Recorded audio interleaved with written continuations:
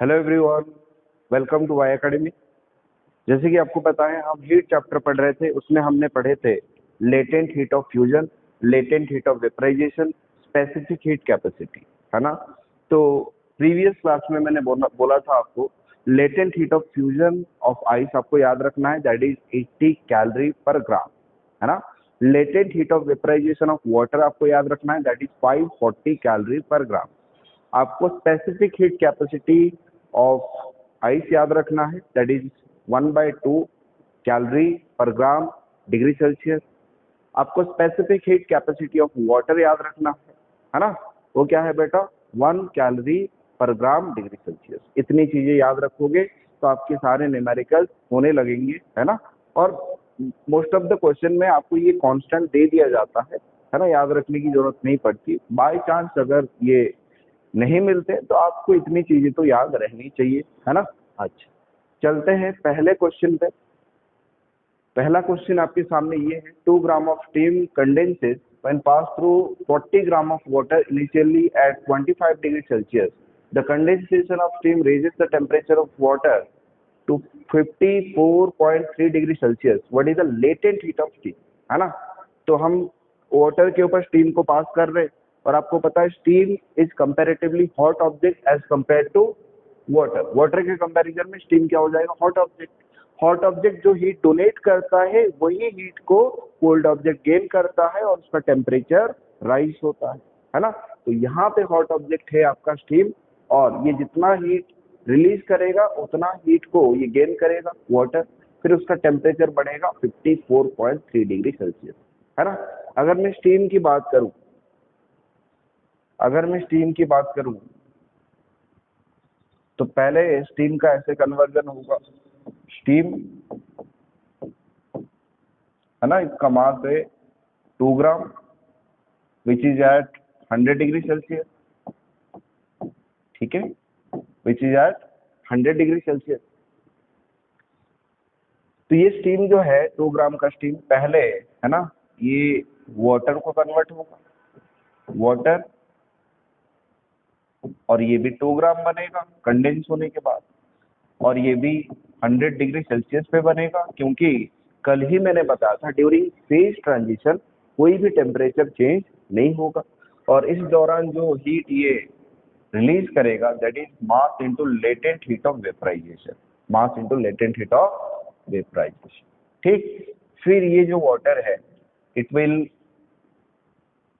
Decrease temperature, है ना, इसका टेम्परेचर घटेगा। फाइनल टेम्परेचर हमें क्या चाहिए, 54.3 डिग्री सेल्सियस, है ना, 54.3 डिग्री सेल्सियस, है ना। जो स्टीम है ये भी कंडेंस होके वाटर बनेगा, और वाटर का टेम्परेचर फर्दर डिक्रीज करेगा, और कितना आना चाहिए, 54.3 डिग्री सेल्सियस, है ना। और यहाँ पे जो हीट रिलीज होगा that is mc delta T, mass of water, specific heat capacity of water, delta T, change in temperature, है ना। अच्छा, जितना हीट ये रिलीज किया उतना हीट वाटर ऑब्जॉर्ब करने वाला है। और वाटर जो है इनिशियली, है ना, वाटर की बात करें तो ये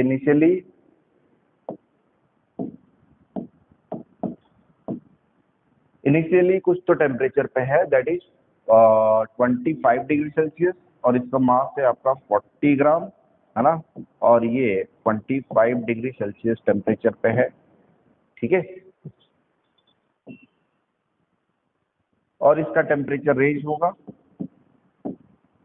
और टेम्परेचर रेज होने के बाद इसका टेम्परेचर हो जा रहा है 54.3 degree Celsius,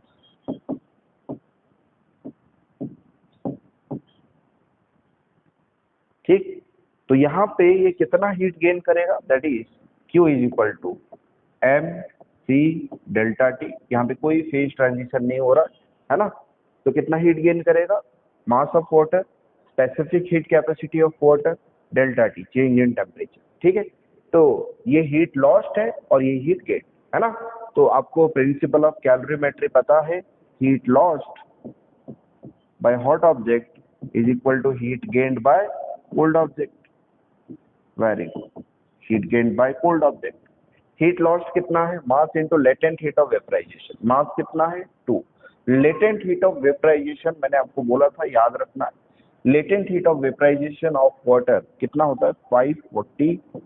540 calorie per gram degree Celsius, है ना। तो यहाँ पे देखो मास सीजीएस यूनिट में है, तो लेटेंट हीट ऑफ वेपराइजेशन को भी मैं सीजीएस यूनिट में लिख रहा हूँ, ठीक। अच्छा, ये भी जोड़ना पड़ेगा, प्लस यहाँ पे देखिए और ये कितना रिलीज कर रहा है बेटा, mass of water that is 2 gram, specific heat capacity of water that is 1, okay, delta T change in temperature। अगर change in temperature हम देखेंगे that is 100 degree Celsius minus 54.3 degree Celsius, 100 degree Celsius minus 54.3 degree Celsius, that will be, let me calculate, 45.7, it will be 45.7,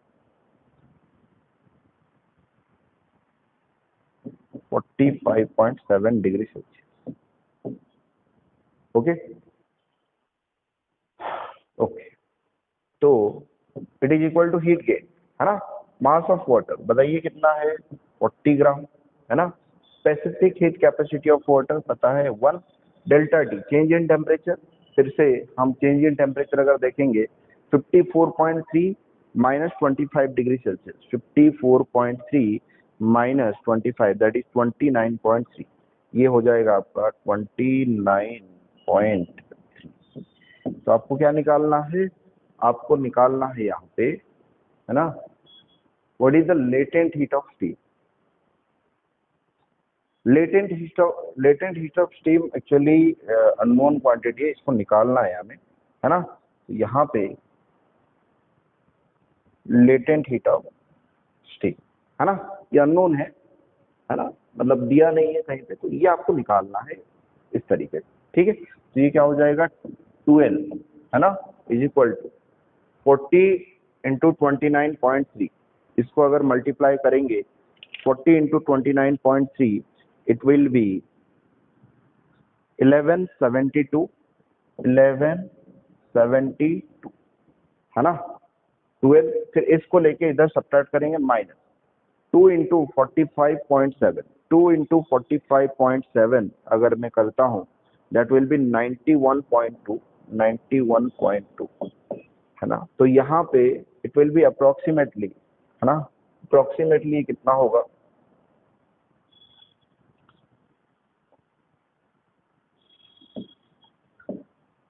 540, approximately बोल रहा हूँ, exactly 540 L का value आएगा आपका, ठीक है। इसको आप अगर सब्ट्रैक्ट करोगे कितना आता है ना। सब्ट्रैक्ट करने के बाद आप देखो कितना आता है, सब्ट्रैक्ट कर लेते हैं, सब्ट्रैक्ट करके फिर 2 डिवाइड करना है, ठीक है। सब्ट्रैक्ट करके फिर 2 डिवाइड करना है, 2 डिवाइड करेंगे तो जो एल का वैल्यू आ रहा है यहाँ पे that is approximately 540 calorie per gram, latent heat of vaporisation, है ना। तो मैंने लेटेंट हीट ऑफ वेपराइजेशन अपनी तरफ से डाल दिया था, लेकिन यहाँ पे आपको क्वेश्चन में देखना है what is the latent heat of steam, है ना, लेटेंट हीट निकालना है ना। तो लेटेंट हीट को मैंने एल ले लिया, फिर एल का वैल्यू कितना आ गया? 540 calorie per gram. This is your first question, let us move to the next question, है ना। 540 कैलोरी पर ग्राम, फर्स्ट ऑप्शन ये हो गया आपका, ठीक है। नेक्स्ट क्वेश्चन पे चलते हैं, ये आपका सेकंड क्वेश्चन है, ठीक है। अच्छा, तो देखिए ये क्वेश्चन में क्या पूछ रखा है और क्या दे रखा है, ठीक है। आराम से पढ़िए question. The temperature of 100 gram of water is to be raised from 24 degree Celsius to 90 degree Celsius by adding steam to it.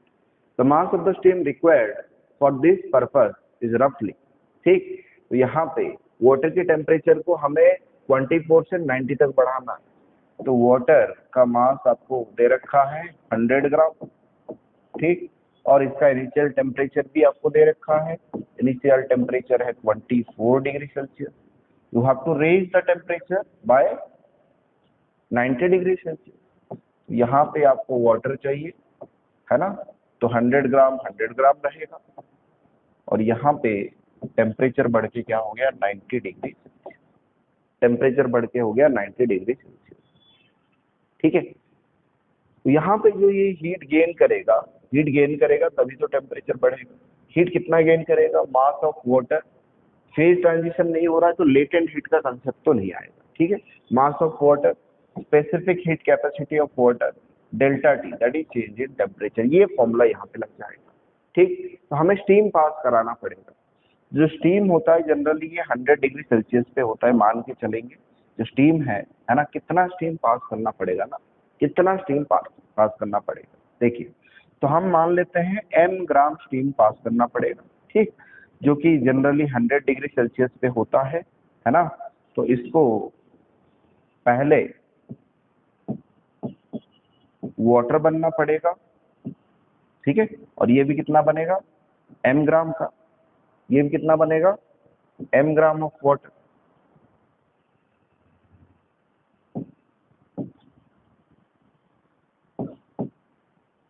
और यहाँ पे फेज ट्रांजिशन हो रहा है, और आपको पता है ड्यूरिंग फेज ट्रांजिशन कोई भी टेम्परेचर चेंज नहीं होगा, 100 डिग्री रिमेन्स 100 डिग्री, है ना। तो यहाँ पे जो हीट ये रिलीज करेगा, है ना, that is mass into latent heat of vaporization, latent heat of vaporization. Okay, फिर हमें फाइनली वाटर किसमें चाहिए, 90 डिग्री सेल्सियस पे चाहिए। तो ये जो वाटर कंडेंस हुआ ये भी हमें 90 डिग्री सेल्सियस पे चाहिए होगा, है ना। तो ये कितना है m ग्राम वाटर यहाँ पे मिलेगा, और ये हमें चाहिए 90 डिग्री सेल्सियस पे। ठीक, और यहाँ पे देखेंगे ना कितना हीट ये रिलीज करेगा, एम सी डेल्टा टी, क्योंकि यहाँ पे कोई भी फेज ट्रांजिशन नहीं हो रहा है। एम सी, एम मतलब mass of water, C specific heat capacity of water, delta T change in temperature. इस तरीके से आप देख सकते हो heat lost is equal to heat gain. Principle of calorimetry लगा देना। तो यहाँ पे देखो ये हीट लॉस कर रहा है, और जितना हीट ये लॉस कर रहा है उतना हीट ये गेन कर रहा है ना। तो according to principle of calorimetry, heat lost is equal to heat gain. तो हीट लॉस्ट, देखिए हीट लॉस्ट ये कर रहा है। ठीक है, mass into latent heat of vaporisation, mass तो पता नहीं है, latent heat of vaporisation already पता है हमें स्टीम का कितना है 540, है ना, latent heat of vaporisation.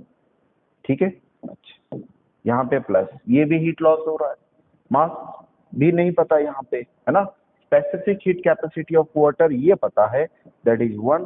Change in temperature भी हमें पता है कहीं ना कहीं, चेंज इन टेम्परेचर यहाँ पे देखो 90 minus 100 that is 10 degree Celsius, it is equal to heat gain. कितना हीट गेन हो रहा है यहाँ पे, mass of water that is 100 gram, specific heat capacity of water that is 1, delta T that is change in temperature, 90 minus 24, 90 minus 24 that will be 76, that will be 76 I think, है ना। तो ये हो जाएगा 76, है ना। तो हमें एम कॉमन ले लेना है, और इधर क्या बचेगा बताइए, 540 प्लस 10 550 इज इक्वल टू,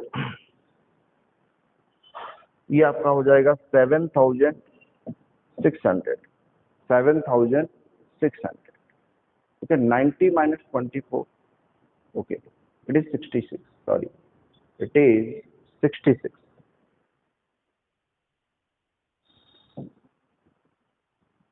ये आपका क्या हो जाएगा 66, सॉरी 66 हो गया, तो इधर क्या हो जाएगा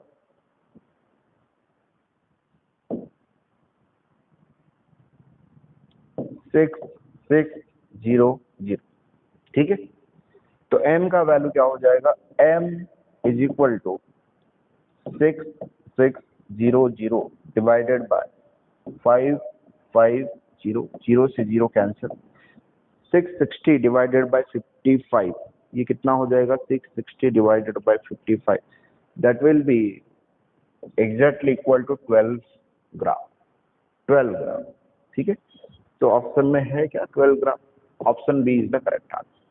ठीक है, तो ये सेकंड क्वेश्चन हो गया। तो आपको यहाँ पे दिख रहा होगा प्रिंसिपल ऑफ कैलोरीमेट्री हम लगा रहे हैं, है ना, heat lost is equal to heat gain, है ना। तो ये सबसे जरूरी है ना, प्रिंसिपल ऑफ कैलोरीमेट्री आपको आना चाहिए। अच्छा, ये एक अच्छा क्वेश्चन है, ये आप देखिए। ठीक, चलो, तो ये क्वेश्चन में क्या दे रखा है, 10 gram of ice at -20 degree Celsius is dropped into a calorimeter containing 10 gram of water at 10 degree Celsius. The specific heat of water is twice that of ice. Okay. When the equilibrium is reached, the calorimeter will contain. अच्छा, तो आपको ही पता है calorimeter में क्या है, 10 gram of water which is at 10 degree Celsius, है ना। 10 ग्राम पानी है, 10 डिग्री सेल्सियस पे है, और उसमें हम एक आइस क्यूब ड्रॉप करेंगे। आइस क्यूब का मास कितना है, 10 ग्राम, और वो कितने डिग्री सेल्सियस पे है, -20 डिग्री सेल्सियस पे है। तो कहीं ना कहीं आपको प्रिंसिपल ऑफ कैलोरीमेट्री दिखाई दे रहा है ना। यहाँ पे कोल्ड ऑब्जेक्ट कौन है, आइस ना, हॉट ऑब्जेक्ट कौन है, वाटर, है ना। वाटर हीट लॉस करेगा, और जितना हीट वाटर लॉस करेगा उतना हीट आइस हमारा गेन करेगा। तो पहले वाटर की बात डिस्कस कर लेते हैं। जो वाटर है कितने, 10 ग्राम ऑफ वाटर, और ये है आपका, है ना, 10 डिग्री सेल्सियस पे, 10 डिग्री सेल्सियस पे 10 gram of water at 10 degree Celsius. ठीक, तो ये वाटर हीट लॉस करके water at 10 gram 0 degree Celsius पे आ जाएगा। ठीक, ये हीट लॉस करेगा, कितना हीट लॉस करेगा, कोई फेज ट्रांजिशन नहीं हो रहा है, तो कितना हीट लॉस करेगा, mc डेल्टा टी फॉर्मूला लगा देंगे। में m क्या है, मास ऑफ वाटर, c क्या है, स्पेसिफिक हीट कैपेसिटी, और डेल्टा टी क्या है, चेंज इन टेम्परेचर। ठीक, जितना हीट ये लॉस करेगा उतना हीट कौन गेन करेगा, आइस गेन करेगा। अच्छा, आइस का मास दे रखा है क्या, हाँ, आइस का मास दे रखा है 10 ग्राम। ठीक है, और इनिशियल टेम्परेचर भी दे रखा है -20 डिग्री सेल्सियस, तो इनिशियल टेम्परेचर भी दे रखा है। ठीक, अभी आइस पहले टेम्परेचर गेन करके उसका टेम्परेचर, सॉरी, हीट गेन करके टेम्परेचर बढ़ाएगा, है ना। तो पहले आइस का टेम्परेचर बढ़ेगा 10 gram, it will be 0 degree Celsius, है ना। यहाँ पे कोई फेज ट्रांजिशन नहीं होगा, पहले टेम्परेचर बढ़ेगा फिर जाके फेज ट्रांजिशन होगा। ठीक है, पहले टेम्परेचर बढ़ा, ठीक, फिर फेज ट्रांजिशन होगा। Ice will be converting into water, है ना, और ये 10 ग्राम का आइस था तो 10 ग्राम का वाटर बनेगा। ठीक, और ठीक है, 10 ग्राम का वाटर बनेगा, और यहाँ पे आप देख रहे हो कि फेज ट्रांजिशन हो रहा है, कहीं ना कहीं फेज ट्रांजिशन हो रहा है, तो temperature remains constant during phase transition, ये आपको पता है। ठीक है, टेम्परेचर में कोई चेंज नहीं होगा। पहले देखते हैं कितना हीट दे रहा है ना, कितना हीट ये रिलीज कर रहा है, mc delta T, mass of water that is 10, specific heat capacity 1, delta T change in temperature that is 10, है ना। फाइनल माइनस इनिशियल, माइनस को हम इग्नोर करेंगे, हमें पता है हीट लॉस हो रहा है ना, इसलिए माइनस आएगा, है ना। तो यहाँ पे आप देख सकते हो 100 कैलोरी का हीट ये डोनेट कर रहा है, 100 कैलोरी का हीट ये डोनेट कर रहा है, सही है।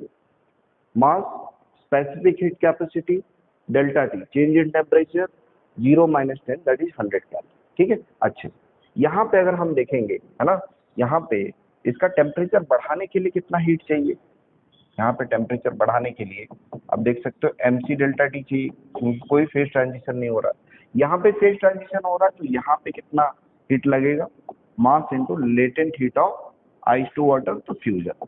ठीक है, तो अगर यहाँ पे मैं इस प्रोसेस के लिए हीट निकालू ना, इस प्रोसेस के लिए अगर मैं हीट निकालू, बोलिए Q is equal to mass of ice 10 gram, specific heat capacity that is half, ठीक है, delta T change in temperature, अगर माइनस को इग्नोर करते हैं दैट विल बी 20, है ना।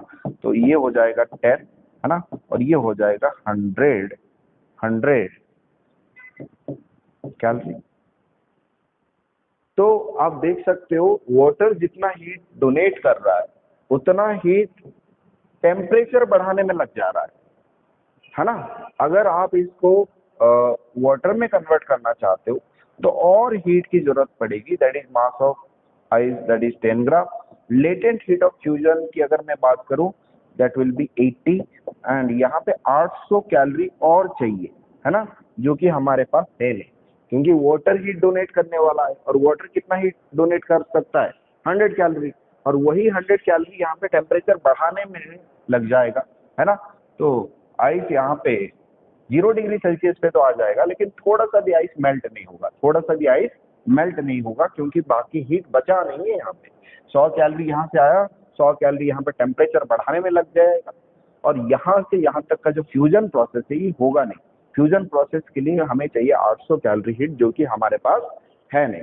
तो हमें फाइनली क्या मिलेगा, हमें मिलेगा कि वाटर जितना हीट डोनेट करेगा उतना हीट गेन करके आइस अपना टेम्परेचर बढ़ाएगा, लेकिन थोड़ा सा भी आइस मेल्ट नहीं होगा, है ना। 10 ग्राम ऑफ वाटर भी रहेगा और 10 ग्राम ऑफ आइस भी रहेगा, 10 gram of ice and 10 gram of water at 0 degree Celsius, ठीक है। तो ये आपका ऑप्शन हो जाएगा। अच्छा क्वेश्चन था ये, आप थोड़ा सा देख सकते हैं, ठीक। नेक्स्ट जो क्वेश्चन है आपके सामने, ये भी अच्छा क्वेश्चन है, आप देख सकते हैं।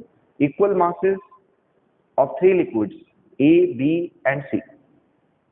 अगर मैं बात करूं 3 मासेस है, liquid A, liquid B and liquid C, है ना। इनका मासेस सेम है, M, M, A, है ना। और इसका मान लेते हैं, इसका जो स्पेसिफिक हीट कैपेसिटी Ca और इसका Cb और इसका Cc, ठीक है। अच्छा, half the temperature, initial temperature दे रखा है कहीं ना कहीं 10 डिग्री सेल्सियस, है ना। और इसका है 25 डिग्री सेल्सियस और इसका है 40 डिग्री सेल्सियस, ठीक है। अच्छा, पहले ए और बी को मिक्स कर रहे हैं, है ना। तो मिक्सर का जो टेम्परेचर है that is 15 degree Celsius. A plus B अगर मिक्स करेंगे, है ना, तो इसका जो फाइनल टेम्परेचर आ रहा है, फाइनल टेम्परेचर कितना आ रहा है, फाइनल टेम्परेचर की अगर मैं बात करूं यहाँ पे TF कितना आ रहा है, TF आ रहा है आपका 15 डिग्री सेल्सियस, ठीक। अच्छा, तो अगर हम देखेंगे यहाँ पे अगर मिक्स करेंगे तो यहाँ पे देखो ए और बी को मिक्स कर रहे हैं कि हायर टेम्परेचर में है, कहीं ना कहीं ये लोअर टेम्परेचर में है, तो ये हॉट ऑब्जेक्ट बन जाएगा, कोल्ड ऑब्जेक्ट बन जाएगा, और ये जितना हीट लॉस करेगा उतना हीट ये गेन करेगा। और हीट लॉस्ट और हीट गेन के लिए हम जो फॉर्मूला यूज करते हैं that is MC delta T, है ना। तो बताइए, ये प्रिंसिपल ऑफ कैलोरीमेट्री लगा देंगे, है ना। M ये हीट लॉस करेगा, कितना हीट लॉस करेगा, MCB डेल्टा T, है ना। टेम्परेचर में चेंज कितना हो रहा है, इनिशियली 25 डिग्री सेल्सियस पे था, फाइनली 15 डिग्री सेल्सियस पे आ गया, है ना। तो फाइनल माइनस इनिशियल करेंगे, है ना, 15 माइनस 25 करेंगे तो कितना आ रहा है, 10 आ रहा है, -10 आ रहा है। लेकिन माइनस को यहाँ पे हमें इग्नोर करके चलना पड़ेगा, क्यों, क्योंकि माइनस बस ये बताता है कि आपका हीट लॉस हो रहा है, और हमें ऑलरेडी पता है हीट लॉस हो रहा है, ठीक। अच्छा, जितना हीट ये लॉस करेगा उतना हीट ये गेन करेगा, और हीट गेन के लिए फॉर्मूला क्या है, MC delta T। M specific heat capacity of A और delta T change in temperature, 10 से कितना हो गया, 15 हो गया, 10 से हो गया 15, तो चेंज इन टेम्परेचर कितना हो गया, 5, चेंज इन टेम्परेचर आपका 5 हो गया, इस तरीके से। तो M से M कैंसिल हो जाएगा, ठीक है। तो यहाँ पे 5 से 2 आ जाएगा, तो CA जो हो जाएगा दैट इज 2C। एक रिलेशन हमें ये मिला, ठीक है। अच्छा, फिर क्या कर रहा है, फिर ये B और C को मिक्स कर रहा है ना। Mixture of the temperature is 30 degree Celsius. अगर B और C को मिक्स करेंगे, है ना, तो फाइनल टेम्परेचर कितना आ रहा है, 30 डिग्री सेल्सियस। थोड़ा सा देखिए, B और C को मिक्स करेंगे, B और C is at a higher temperature, है ना। C जो है, C हायर टेम्परेचर पे है और B लोअर टेम्परेचर पे है। कहीं ना कहीं B के कंपैरिजन में C हॉट ऑब्जेक्ट होगा, और जो B है वो कोल्ड ऑब्जेक्ट होगा। हॉट ऑब्जेक्ट जितना हीट लॉस करेगा उतना ही कोल्ड ऑब्जेक्ट गेन करेगा, है ना। हॉट ऑब्जेक्ट जितना हीट लॉस करेगा, है ना, उतना ही कोल्ड ऑब्जेक्ट गेन करेगा। तो heat lost by C is equal to heat gained by B। तो हीट लॉस्ट बाय C, कितना हीट ये लॉस करेगा, कितना हीट ये लॉस करेगा। यहाँ पे कोई फेज ट्रांजिशन नहीं हो रहा है, तो हम सीधा सीधा MC डेल्टा T लगा सकते हैं। मास specific heat capacity of C, है ना, delta T change in temperature, initially ये था, फाइनली ये हो गया, कितना टेम्परेचर में चेंज आया, 10, है ना। तो हम यहाँ पे प्लस माइनस को इग्नोर करके चल रहे हैं, आपको पता है कि, ठीक है। अच्छा, ये जितना हीट लॉस किया उतना हीट कौन गेन करेगा, B गेन करेगा, ठीक है। अच्छा, हीट गेन हो रहा है, यहाँ पे कोई फेज ट्रांजिशन नहीं हो रहा है, तो हम क्या लगा सकते हैं, mass into specific heat capacity of B delta T, change in temperature. 25 का था 30 हो गया, तो कितना चेंज हुआ, 5 डिग्री सेल्सियस का चेंज हुआ, तो 5 से 5 कैंसिल हो गया। ठीक, यहाँ पे अगर मैं सीसी की बात करूँ, सीसी इज इक्वल टू, तो कितना हो जाएगा 5/10, है ना, that is 1/2 of C B, है ना, ये रिलेशन आ रहा है। अच्छा, फिर क्या बोल रहा है, ए एंड सी को अगर हम मिक्स करते हैं, है ना, if A and C are mixed, the temperature of the mixture, A and C को अगर मिक्स करेंगे, थोड़ा सा आप देखिए, ए एंड सी को मिक्स करेंगे तो फाइनल टेम्परेचर कितना होगा, हमें पता नहीं है, हमने ले लिया टी, फाइनल टेम्परेचर क्या ले लिया, टी। ठीक है, अच्छा, ए एंड सी, देखो सी का टेम्परेचर ज्यादा है, ए का टेम्परेचर कम है ना, तो आपको दिख रहा है सी विल बी हॉट ऑब्जेक्ट और ए विल बी कोल्ड ऑब्जेक्ट, तो हॉट ऑब्जेक्ट जितना हीट लॉस करेगा उतना हीट कोल्ड ऑब्जेक्ट गेन करेगा। ठीक है, अच्छा, तो हीट लॉस्ट बाय सी, बताइए, mass of C, specific heat capacity of C, change in temperature, है ना, हीट लॉस हो रहा है ना, हीट लॉस हो रहा है, तो टेम्परेचर में चेंज होगा, है ना, और आपको पता है जो फाइनल टेम्परेचर है वो कम आएगा और इनिशियल टेम्परेचर ज्यादा होगा, तो कहीं ना कहीं मुझे 40 माइनस टी लिखना पड़ेगा, है ना, प्लस माइनस को बैलेंस करने के लिए, is equal to T initial temperature, sorry, हाँ, heat lost by C is equal to heat gained by A, है ना। अच्छा, कितना हीट ये गेन करेगा, mass specific heat capacity of A, है ना, फिर डेल्टा टी। अच्छा, ये हीट गेन कर रहा है तो इसका टेम्परेचर बढ़ेगा कहीं ना कहीं, तो टेम्परेचर चेंज को कैसे लिखेंगे, तो final temperature minus initial temperature, T minus, यहाँ पे थोड़ा सा मैं बताना चाहूंगा, यहाँ पे मैं इनिशियल माइनस फाइनल क्यों लिखा, अगर यहाँ पे हीट लॉस हो रहा है तो टेम्परेचर कहीं ना कहीं डिक्रीज होगा, अगर फाइनल माइनस इनिशियल लिखता तो यहाँ पे नेगेटिव साइन आ जाता, तो नेगेटिव साइन आ जाता तो पूरा कैलकुलेशन गड़बड़ा जाता। नेगेटिव साइन का मतलब ये है कि हीट लॉस हो रहा है और आपको ऑलरेडी पता है हीट लॉस हो रहा है, इस तो अगर आपको ऑलरेडी पता है तो यहाँ पे आप कोशिश करोगे जो चेंज इन टेम्परेचर है वो कभी नेगेटिव ना आए, इसलिए बड़े से छोटे को यहाँ पे माइनस आप करोगे। ठीक, तो यहाँ पे अगर हम देखेंगे एम एम कैंसिल हो जाएगा, सीसी का वैल्यू अगर देखेंगे, है ना, हाफ सी बी, है ना, सीसी का वैल्यू अगर हम देखेंगे हाफ सी बी, है ना, 40 माइनस टी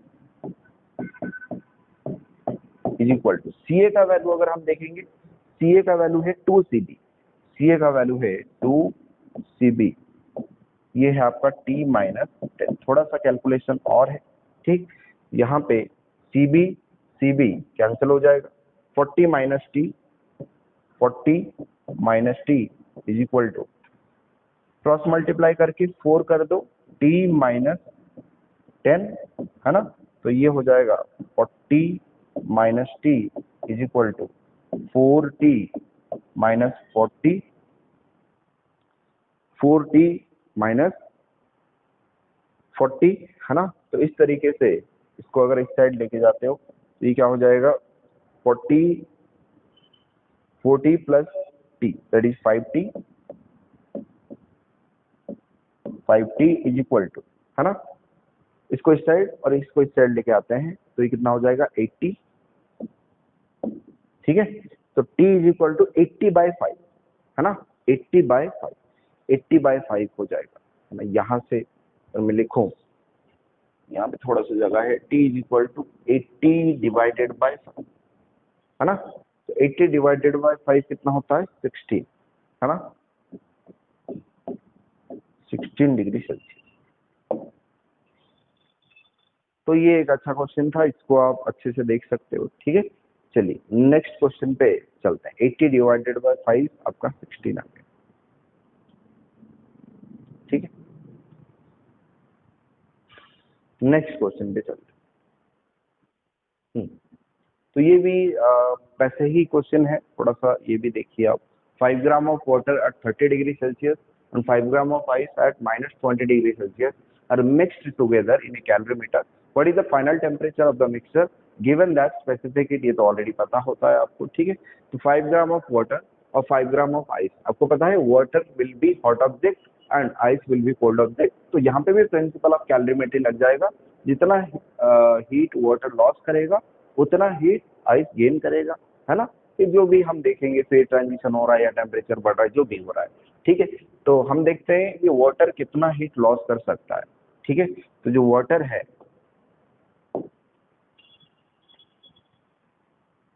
जो वाटर है ये है 5 ग्राम, ठीक है, और ये है आपका 30 डिग्री सेल्सियस, ठीक है। तो ये मैक्स टू मैक्स कितना हीट लॉस कर सकता है, तो ये हीट लॉस करके 0 डिग्री सेल्सियस पे आ सकता है, ठीक है। कितना हीट लॉस करेगा, हीट लॉस और हीट गेन के लिए हम फॉर्मूला यूज करते हैं एम सी डेल्टा टी। कोई भी फेज ट्रांजिशन नहीं हो रहा तो हम यूज करेंगे एम सी डेल्टा टी, है ना।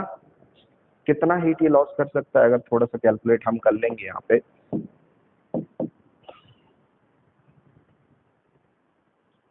कितना हीट ये लॉस कर रहा है, 5 C, C is specific heat capacity of water, that is 1, change in temperature, है ना, माइनस प्लस को इग्नोर करते हुए 30, है ना। ये हो जाएगा 15, हाँ, 150 कैलोरी, आई थिंक 150 कैलोरी ये हीट लॉस करेगा, है ना। और उतने हीट को गेन करेगा आइस, है ना। तो आइस का ऑलरेडी टेम्परेचर कितना है, बहुत कम है, -20 डिग्री सेल्सियस, है ना। और आइस का मास भी आपको पता है 5 ग्राम, -20 डिग्री सेल्सियस पे है, तो ये पहले अपना टेम्परेचर बढ़ाएगा, है ना। आइस जो है पहले अपना टेम्परेचर बढ़ा के 0 डिग्री सेल्सियस पे करेगा, फिर जाके फेज ट्रांजिशन होगा, है ना। आइस से वाटर बनेगा और वाटर भी 5 ग्राम का बनेगा, और यहाँ पे during phase transition temperature change नहीं होता, है ना। पहले देखते हैं इतना हीट है कि नहीं है हमारे पास, ठीक है। अच्छा, ये इस प्रोसेस में जो हीट लगेगा दैट इज आपको पता है M C delta T, temperature कहीं ना कहीं चेंज हो रहा है, तो एम सी डेल्टा टी यहाँ पे जो लगेगा mass into latent heat of fusion, ठीक। तो बताइए यहाँ पे जो हीट लगेगा, है ना, यहाँ पे जो हीट लगेगा कितना हीट लगेगा, 5 ग्राम, है ना। Q is equal to specific heat capacity आपको पता है हाफ होता है delta T, change in temperature की बात करेंगे तो 20, है ना। तो यहाँ पे आप देख सकते हो 10 और ये 50 कैलोरी यहाँ पे चाहिए, है ना, 50 कैलोरी यहाँ पे चाहिए आइस का टेम्परेचर बढ़ाने के लिए। यहाँ पे टोटल कितना है 150 कैलोरी, है ना। तो हमारे पास रिमेनिंग कितना बचा, रिमेनिंग यहाँ पे कितना बचा, रिमेनिंग बचा 100 कैलोरी, 100 कैलोरी। क्या ये 100 कैलोरी पूरा का पूरा आइस को पिघला सकता है, देखते हैं ये 100 कैलोरी कितना आइस को पिघला सकता है ना। आइस को पिघलाने के लिए कितना हीट चाहिए, हीट चाहिए आपका mass into latent heat of fusion, लेकिन हमारे पास कितना हीट है 100 कैलोरी, और इसका मास कितना है 5 ग्राम, लेटेंट हीट ऑफ फ्यूजन कितना होता है 80, है ना। तो यहाँ पे लेटेंट हीट ऑफ फ्यूजन होता है आपका 80, मास है 5 ग्राम, मास पुट करने की जरूरत नहीं। हम देखते हैं कि 100 कैलोरी हीट लगा के कितना मास पिघल सकता है ना।